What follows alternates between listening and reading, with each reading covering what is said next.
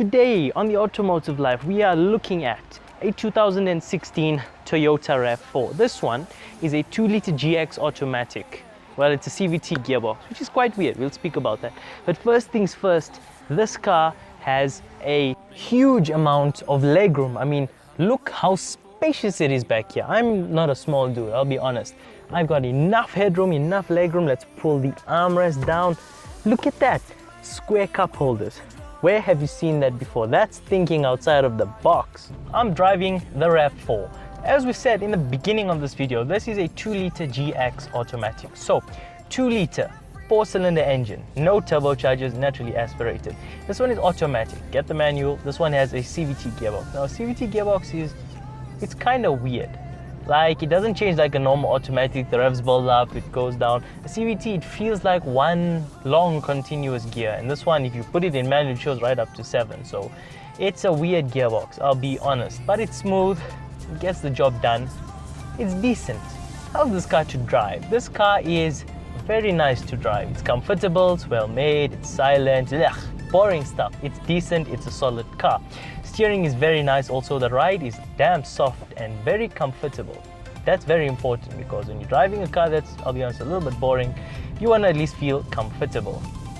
Last week on the Automotive Life, we drove a 2016 Hyundai Tucson. That one was also a 2-liter and an automatic.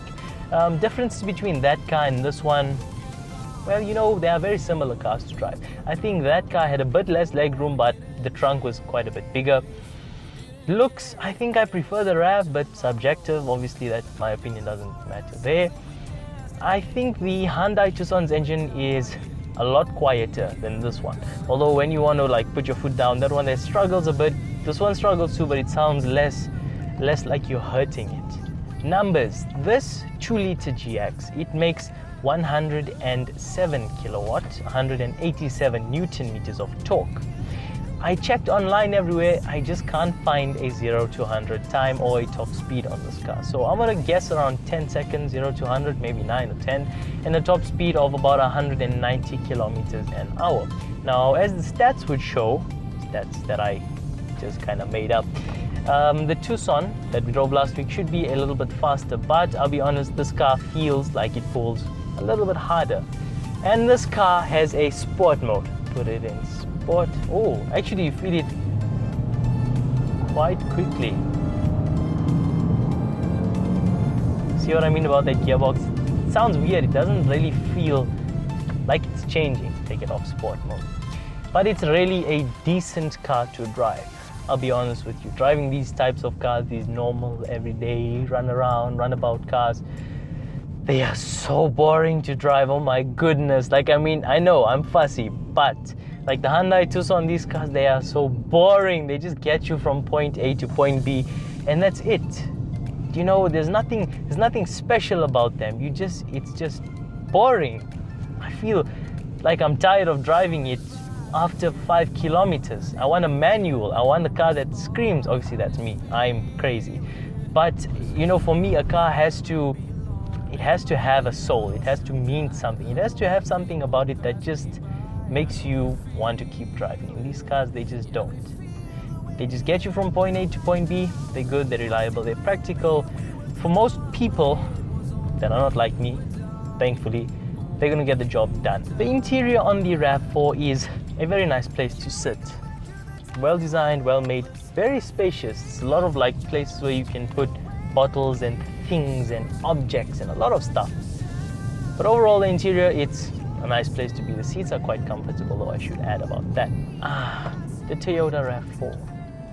Toyota. This car is made by the same company that makes the Prius, which is the best car in the world. So you know Toyota know what they are doing. I'm bored. I'm really bored.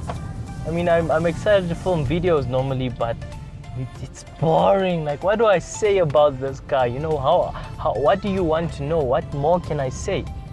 I can't really say more. I don't know what to say. I'm just bored.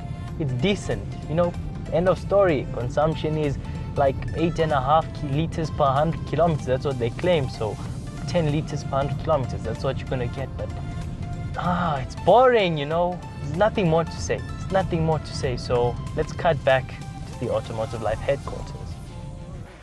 So the Toyota RAV4, it is good looking, it's very reliable, it's spacious, it's not too heavy on fuel, and it's supremely well made. But if you are like me and you are a massive petrol head and you have no consideration for common sense at all, if you had 400,000 rand to spend on a car, used E92 M3, manual, V8, maybe a little bit of a straight pipe, that's what I do. But thinking sensibly, go for it.